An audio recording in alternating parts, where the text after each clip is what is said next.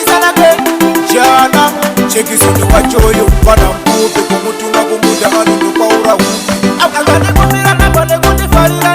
Isikasiwe aida kusondifonera sikanzi yelo. Kaiwa mwanideiran. Akagane kumira na bane kundifarira. Isikasiwe aida kusondifonera sikanzi yelo. Kaiwa mwanideiran. Akagane kumira na bane kundifarira. Isikasiwe aida kusondifonera sikanzi yelo.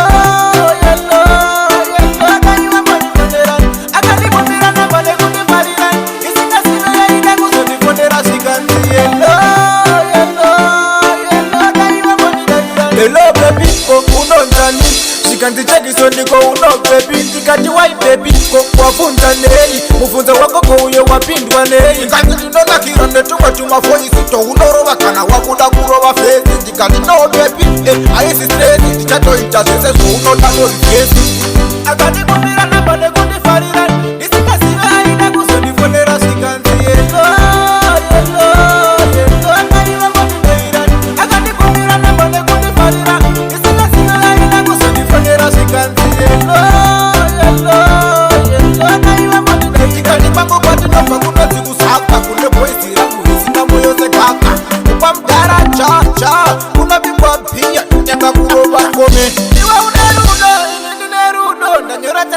andikukanga mwezaka baby auta andimba kukanga mwe akanikumira na bade kundifarira isikasiwe aida kusondifonera sikanzi yelo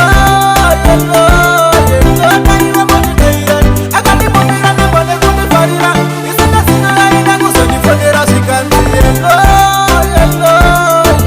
kaiwa mwanideiran chimwana ichi chakanaka kaisi namofuka kufunza kata atimuma tips ikadizana mosi akantorera nekuti pamoyo kake ndakora chinzwa kingi mekti nekuti ya chainoti ndakweta zvechuti chimwana ichi ndochiitira masheti handifungise kuti chingaita chiti saka ndikati nini handini newe bebi pandiri ndichaenda newe mudiwe wangu pamoyo ndengani newe ukandisiya ndega ndingapera pawa nekuti Checkson wachoyo mfana mfupi kumutuma kumunda anondo kwa urahupi chimwe chika give them Checkson again chipepi ichidenda paten chinacho aisi love chain usazokaya sekudimba mwe emission aisi train muza king Mexico tingavaike relax nekuti ichoti chimwana ichi achina chiti ende rinochida ende futi pamoyo pacho kunyange chisina kupona chinodiwa nekuti chakuda kudonzi mainingi nekuti chimwana chakanaka